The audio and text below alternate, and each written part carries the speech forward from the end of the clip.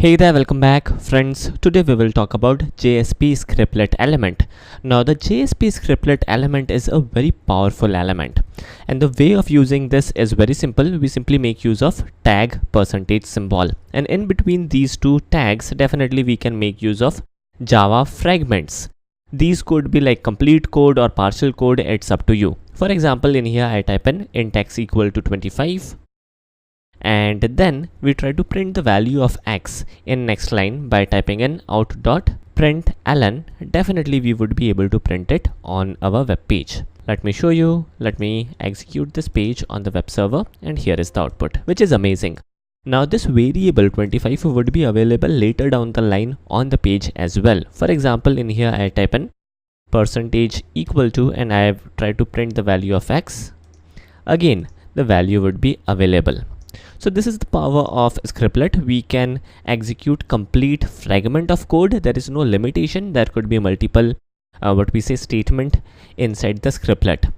Alright, now inside this particular scriptlet we can definitely make use of conditions. For example, in here I can type in if x is greater than 25. In that case we will print out.println x is greater than 25, and let us also add the else part, and let me copy this particular line of code, and it would be like x is not greater than 25.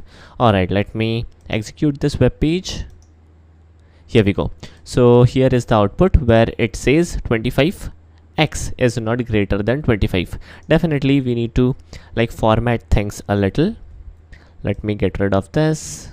Alright, and now let me refresh the page, and now it will definitely give us a proper output. X is not greater than 25. Amazing. Now not only if condition, in fact we can also for example make use of a loop or things like that. We can definitely make use of any Java code in here. Let me show you demo of for loop. So I can type in for int I equals to 0, I is less than 10, I plus plus, and in between the body of the for loop, firstly we will output a br tag. So I will type in out.println, and we will output br tag. Now friends, the reason why we make use of out.println is very simple. We would like to print the information on the web page and not on the console. So we simply make use of out.println. So in here, in between the pair of double quotes, we will type in br tag. Alright, and finally in next line we will type in out.println, and we will print the value of I.